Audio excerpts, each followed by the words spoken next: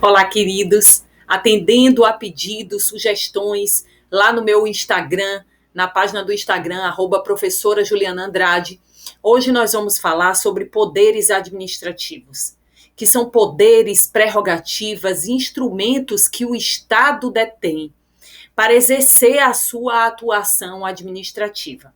A gente sabe que o direito administrativo e a atuação do Estado visa o atendimento do interesse público, regido pelos princípios supremos, que são alicerces, bases de todos os outros princípios da administração pública, a saber, o princípio da supremacia do interesse público sobre o interesse privado e o princípio da indisponibilidade do interesse público.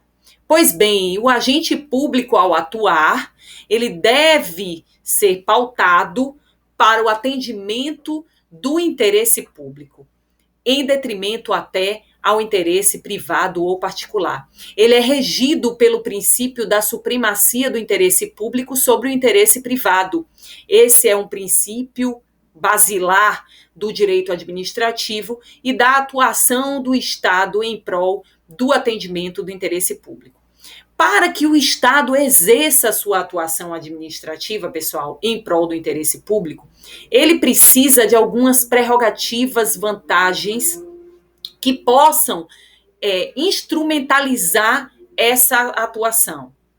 Esses poderes, prerrogativas e vantagens que advêm da aplicação do princípio da supremacia do interesse público sobre o interesse particular são instrumentalizados por meio dos poderes administrativos. Então, o agente público, ao atuar, ao exercer a sua atuação administrativa, ele detém esses poderes, essas vantagens, prerrogativas, como instrumentos voltados a essa atuação.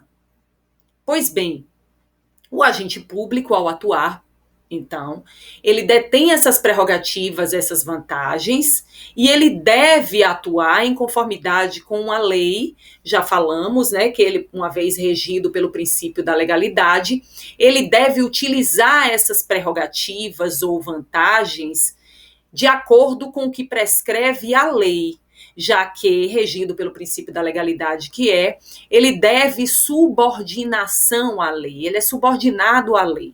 Então, a lei prescreverá a forma como ele utilizará esses instrumentos, essas prerrogativas e essas vantagens. Então, o uso dos poderes administrativos deve ser realizado em conformidade, em consonância com a lei.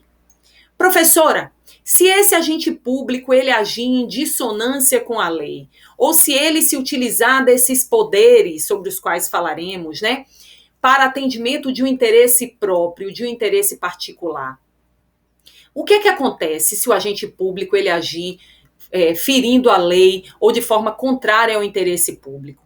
Ele comete, pessoal, o que se chama no direito administrativo de abuso de poder.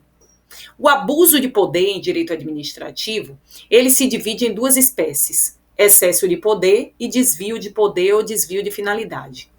Então, o agente público, ele age com abuso de poder quando ele comete excesso de poder, ou seja, ele ultrapassa, extrapola a competência que a lei lhe atribuiu, e já falamos um pouco sobre isso quando falamos sobre atos administrativos, né? Ao atuar, ao exercer sua atuação administrativa, o agente público ele só pode agir, só pode executar um ato administrativo se a lei lhe atribuir esta competência expressamente, né? A competência é um requisito vinculado. Então, se o agente público ele ultrapassa essa competência, ele extrapola a competência que a lei lhe atribuiu, ele age com abuso de poder, sob a espécie excesso de poder. Mas ele também pode utilizar esses poderes que a lei lhe atribui, conforme a sua competência atribuída pela lei, mas ao invés de voltar-se para o atendimento ao interesse público, ele resolve utilizar esses instrumentos em prol de um interesse particular. Ele comete uma outra forma de abuso de poder, que é chamada pela doutrina de desvio de poder ou desvio de finalidade. Mas veja, Esse desvio de finalidade, gente, ele pode acontecer sob duas formas. Ele pode, ao atuar, ferir a finalidade geral, genérica, né, que é o atendimento do interesse público e que todos os poderes eles devem respeitar. O exercício desses poderes deve respeitar o atendimento ao interesse público, ou ele pode atender até o interesse público, mas ferir a finalidade especificada pela lei, e aí ele também terá cometido desvio de poder. Então vamos retomar aqui, ó. Vamos colocar aqui o slide para que você entenda como isso acontece e eu vou exemplificando para você. Veja.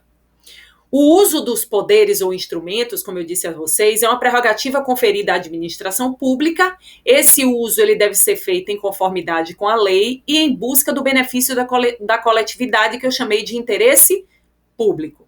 O abuso de poder, por sua vez, acontece quando o exercício dos poderes ultrapassar o caráter de instrumentalidade, caso sejam praticados além dos limites do estritamente necessário à busca do interesse público. Eu disse a você também que esse abuso de poder, ele se subdivide em duas espécies, ou tipos aqui chamado. O desvio de poder, também chamado de desvio de finalidade, ou o excesso de poder, quando o agente público pratica ato, até mesmo dentro dos limites da competência a ele conferida, mas visando alcançar outra finalidade que não a prevista em lei, ele comete abuso de poder, do tipo desvio de poder ou desvio de finalidade. Se ele ultrapassa, atua fora dos limites da sua competência, exorbitando ou extrapolando essa competência que lhe foi atribuída por lei, ele comete excesso de poder. Ambas as atitudes, ambos os tipos de abuso de poder ensejam a nulidade do ato praticado por aquele agente. Pois bem, como eu ia falando para você, o desvio de poder ou desvio de finalidade, ele pode se manifestar em duas situações, ó. Primeiro, o agente público pratica um ato visando interesses individuais de caráter pessoal. Então, aqui ele fere a finalidade genérica, que é o atendimento do interesse público. Ele se utiliza do poder administrativo para atender o interesse individual, né? E não o atendimento do interesse público. E também ele pode manifestar esse desvio de poder quando ele pratica ato respeitando o interesse público, mas não respeitando a finalidade especificada por lei para aquele determinado ato. E aí eu quero que você volte aqui para mim. Olha, então vamos lá analisar como é que isso acontece. Primeiro, se o agente público ele age atendendo o interesse próprio, então se ele se utiliza, por exemplo, de algum tipo de poder que ele detém no âmbito da atuação administrativa para ferir um desafeto, um inimigo que porventura tenha precisado da prestação do serviço público que lhe corresponda. Ele atende o interesse privado, ele utiliza um poder, uma prerrogativa, uma vantagem que a lei lhe atribuiu, visando finalidade diferente do atendimento do interesse público. Ele visa o atendimento do interesse privado particular. Ele comete desvio de poder ou desvio de finalidade. Mas ele pode também, gente, muito embora buscando o interesse público, praticar desvio de poder ou desvio de finalidade. Aí você me fala como, professora, ferindo o que especifica a lei. Quando eu disse a você que o agente público ele deve obediência e observância à lei, e disse também que ele deve atender ao interesse público na utilização desses poderes, ele deve obediência a duas coisas. Primeiro, ao atendimento do interesse público e segundo, ao atendimento do que a lei prescreve naquela situação específica. Então, vamos lá. Vamos supor que o agente público, dotado de um poder hierárquico e disciplinar, ele percebe que um subordinado seu cometeu uma infração administrativa. Ele pode dizer, não vou punir, não? Não pode. A lei prescreve que, frente àquela situação específica, deve ser aberto um procedimento, um processo administrativo disciplinar, para que, se comprovada aquela infração, seja aplicada a pena de demissão. Olha a situação, preste atenção. Ele é superior, ele é autoridade superior àquela que lhe é subordinada. O subordinado cometeu uma infração administrativa. A lei diz que aquela infração administrativa, se comprovada depois de realizado o processo administrativo todo, né, dando ao subordinado o direito ao contraditório, ampla defesa. Se for comprovado depois desse processo todo, deve ser aplicada a ele a pena de demissão, ponto. A autoridade superior, competente, responsável pela aplicação da lei e dotado do poder disciplinar, que é o poder de apurar infrações e aplicar penalidades, ele instaura o processo administrativo. Enquanto o processo administrativo corre, ele fala assim, poxa, esse agente público que cometeu essa infração é tão meu amigo, eu não queria aplicar demissão para ele. Aí sabe o que ele faz? Ele espera o processo administrativo ser aplicado, ser instaurado, cumprir seus trâmites, e aí ele, ao invés de demitir, comprovada a infração, ele aplica a exoneração. Exoneração, gente, não é penalidade. E a lei prescrevia que ele deveria aplicar, no caso de comprovada a infração, a demissão. Ele agiu certo? Ele atendeu ao interesse público? Sim, porque ele afastou dos quadros da administração pública aquele agente público que comete infração administrativa. Então, ele atendeu ao interesse público. Ele tirou da administração pública um agente faltoso, um agente que comete infração administrativa. Só que ele aplicou exatamente em conformidade com a lei, muito embora ele tenha atingido o interesse público de retirar dos quadros da administração pública aquele agente que comprovadamente cometeu aquela infração administrativa, ele atendeu a finalidade genérica do ato, ele não atendeu, gente, a finalidade específica. A lei dizia, se for comprovada essa infração administrativa, deve ser aplicada a pena de demissão, ponto. Ato vinculado, ele na lei não concedeu a opção, não deu opção, margem de escolha àquela autoridade superior responsável pela aplicação da penalidade. Então, ele não atendeu a finalidade especificada pela lei. Ele cometeu abuso de poder? Sim. Sob o tipo de desvio de poder ou desvio de finalidade.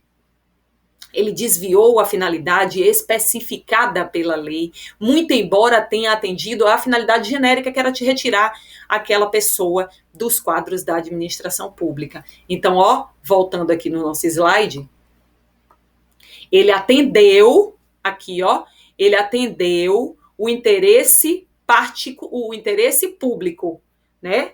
Mas, pratica o ato respeitando o interesse público, ele respeitou, mas ele não respeitou a finalidade especificada pela lei para aquele ato. Então, ele aplicou exoneração no lugar da demissão, quando, na realidade, a lei não concedia a ele essa margem de escolha. Ok? Pois bem, quais são as consequências do abuso de poder?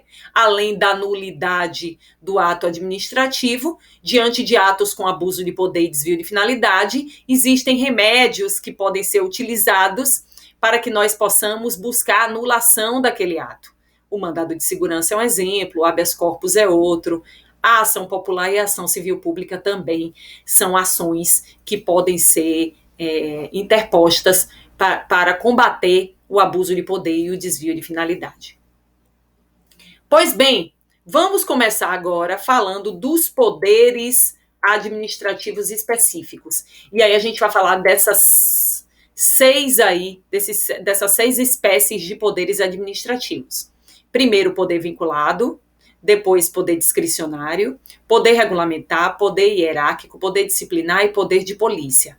Gente, alguns doutrinadores, eles não consideram poder vinculado e poder discricionário como espécies de poderes. Mas como outros consideram, como por exemplo Matheus Carvalho, eu vou falar de todos eles para que a gente possa ter uma abordagem mais ampla, ok? Primeiro poder vinculado. Como eu falei lá, gente, em atos discricionários e atos vinculados, aqui eu vou falar de poderes vinculados e poderes discricionários. O poder vinculado, gente, é aquele em que a lei prescreve como única conduta a ser tomada pelo agente público diante daquela situação fática, um caminho a ser seguido. como foi a hipótese que eu falei para vocês. O agente público estava diante de um agente outro, né, subordinado, que cometeu a infração administrativa e a lei prescrevia. Diante da comprovação dessa infração específica, deve ser aplicada a penalidade de demissão. Demissão é ato punitivo. Pronto. O agente público superior, ele poderia escolher um outro caminho, como foi o exemplo que eu dei? Não. A lei prescreveu, como exercício do poder disciplinar do agente público, apenas aquela opção. Você se comprovar dessa infração, você vai ter que agir desta forma. O poder vinculado, gente, ele não concede margem de escolha para o agente público. A lei determina que, diante de uma situação fática específica, o agente público vai ter que agir em conformidade com a lei numa única hipótese, numa única escolha. Ele não vai exercer juízo de conveniência e oportunidade sobre que conduta ele deve tomar. Ele só vai ter à sua disposição uma única conduta que deve necessariamente ser aplicada diante daquela situação específica. Então, voltando aqui no nosso slide, o poder vinculado é aquele que estabelece um único comportamento possível a ser tomado pelo administrador diante de casos concretos, sem nenhuma liberdade para o juízo de conveniência e oportunidade. Tá vendo? Se forem preenchidos os requisitos legais, o ato administrativo deverá ser praticado, não havendo qualquer possibilidade de emissão de juízo de valor por parte da autoridade administrativa. O poder discricionário, gente, por sua vez, ele permite, sim, essa margem de escolha. E está aí a diferença entre um e outro. O agente público, ao atuar, ao exercer o seu poder, né, a sua prerrogativa, a sua vantagem, ele vai poder escolher entre hipóteses específicas previstas na lei. Então, a lei vai dizer, frente a essa situação aqui, você escolhe, por exemplo, frente a essa situação, a essa infração aqui de trânsito, agente de trânsito, você pode escolher aplicar ou multa, ou apenas notificar, ou multa, ou você pode guinchar um veículo, por exemplo, né? A lei concedeu àquele agente público escolha, ou isso ou aquilo. Ele vai poder escolher uma terceira hipótese que não esteja prevista pela lei? Não, porque ele é regido pelo princípio da legalidade. Ele vai poder escolher entre as hipóteses previstas na lei, tá? Então, ele escolhe X ou Y, exerce um juízo de conveniência e oportunidade, o que é mais conveniente, o que é mais oportuno para a administração pública, para atendimento do interesse público nesse momento. E aí ele vai escolher um caminho ou outro previsto pela lei por meio do exercício do juízo de conveniência e oportunidade. Então, a lei concede essa margem de escolha a ele. Esse é o poder discricionário. Vamos olhar aqui, Poder discricionário, o texto legal confere margem de opção ao administrador. Este terá o encargo de identificar, diante do caso concreto, a solução mais adequada. Existe um poder de escolha do agente e ele vai utilizar um juízo de conveniência e oportunidade dentro dos limites postos na lei, na busca do interesse público. Ele não pode escolher uma terceira hipótese que não esteja prevista pela lei, sob pena de nulidade do ato. Tá, gente? Então, como exemplo, eu trouxe aqui a alienação do imóvel adquirido por decisão judicial através da licitação, concorrência ou leilão. Já dei uma hipótese aí também para você, um exemplo, para que você pudesse entender. Pois bem, vamos falar um pouquinho agora de poder regulamentar ou normativo. Gente, agora na quarentena a gente está vendo tanto exercício do poder regulamentar. Vou explicar o que é isso, professora. Se você observar, quase todos os dias a gente tem se deparado com decretos regulamentares do prefeito, do governador, do presidente da República, que são os chefes do poder executivo, né? O poder regulamentar, gente, ele é próprio do chefe do poder executivo. Ele é exercido pelo chefe do poder executivo quando este chefe do poder executivo regulamenta leis. Ele explicita, ele detalha leis por meio dos decretos. Então, quando, por exemplo, o prefeito de sua cidade, ele expede decreto determinando condutas a serem tomadas nesse período de quarentena, regulamentando uma lei que porventura exista, né? Trazendo novas formas de se analisar aquela situação crítica. Ele detalha uma lei. O decreto, gente, ele serve para explicitar, minudenciar, detalhar leis. Ele não ultrapassa o que a lei diz. Então, por exemplo, quando a lei, o Estatuto da Pessoa com Deficiência, fala sobre acessibilidade nos transportes públicos, sobre conceitos específicos, e ele não traz, o Estatuto não traz o conceito de acessibilidade no transporte público, como isso será implementado, quantas vagas serão guardadas para os deficientes, né? Ele só faz alusão a essas vagas em transporte público. O decreto vem e especifica. Segundo o Estatuto da Pessoa com Deficiência, a acessibilidade nos transportes públicos corresponde a sinalização de determinados assentos, especificamente para pessoas com deficiência. Ela destrincha o decreto destrincha o que diz a lei, detalha, especifica, minudencia, para que as pessoas possam entender aquela lei. Mas o decreto, ele pode falar algo que a lei não tenha feito referência? Não, porque ele estaria inovando no ordenamento jurídico. Isso não é possível, né? Através do decreto executivo, o chefe do Poder Executivo, ele detalha a lei, mas ele é limitado pelo que diz a lei que ele detalha. Ele não pode ultrapassar os limites do que a lei disse, ele não pode inovar no ordenamento jurídico por meio daquele decreto. Porém, existem exceções a isso que eu disse. Existem hipóteses que decretos são expedidos em detrimento da lei, inovando no ordenamento jurídico, independentemente de uma lei existir anteriormente. São os decretos autônomos previstos no artigo 84, inciso 6º da Constituição Federal. São hipóteses em que o decreto ele pode falar independentemente da existência de lei, ele pode inovar no ordenamento jurídico. Mas são hipóteses, gente, taxativas previstas lá na Constituição e que nós veremos aqui a seguir. Vejam, então vamos clarear aí para você. O poder regulamentar é o poder conferido à administração pública de expedir normas gerais, tá? Não cabe contrariar a lei sob pena de invalidação. Facilita a compreensão do texto legal e a execução, detalha os termos da lei. Esse é um poder conferido ao chefe do Poder Executivo, que, através do exercício desse poder, edita decretos e regulamentos, tá? Então, o regulamento é o ato normativo privativo do chefe do Poder Executivo, o decreto é a forma desse regulamento, tá? Eles complementam a lei e são aprovados mediante decreto. Tipos de decretos, os decretos executivos que eu falei para você, que servem para dar fiel execução à lei, o que detalha a lei, possibilitando perfeita execução, não inova no ordenamento jurídico, ele complementa a lei.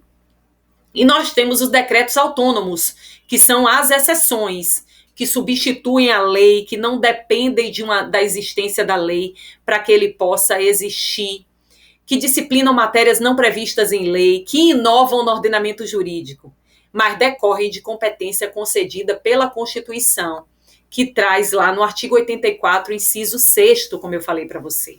Então tá lá, compete privativamente ao presidente da República, chefe do Poder Executivo Federal, tá vendo? 6. Dispor mediante decreto sobre. Primeiro decreto autônomo possível, gente, organização e funcionamento da administração federal, quando não implicar aumento de despesa nem criação ou extinção de órgãos públicos, e extinção de funções ou cargos públicos quando vagos. Então, o presidente da República, quando ele quiser dispor sobre a organização e funcionamento da administração federal, desde que não implique aumento de despesa, nem criação ou extinção de órgãos públicos, ele pode, independentemente da existência de lei, expedir decreto autônomo.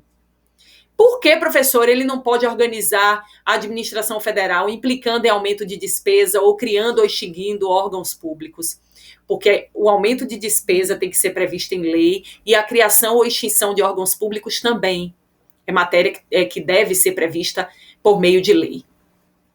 Segunda hipótese de decretos autônomos, quando o presidente da República ele dispuser sobre extinção de funções ou cargos públicos quando vagos. Então, sejam as funções ou os cargos públicos, se eles estiverem vagos, o presidente da República pode dispor, diante de decreto, mediante a utilização de decretos autônomos, pela extinção das respectivas funções ou cargos públicos. Ok? Essas são as duas hipóteses, de novo, em que o presidente da República ele pode expedir decretos, os decretos autônomos, independentemente da existência de lei anterior, tá? Ele vai inovar no ordenamento jurídico, desde que em consonância com o que dispõe o artigo 84, inciso 6º da Constituição Federal. Só são admissíveis essas duas espécies de decretos autônomos no nosso ordenamento jurídico. Tá bom? Deu para entender? Pronto. Na próxima aula a gente segue discutindo a respeito dos poderes administrativos. Vamos juntos!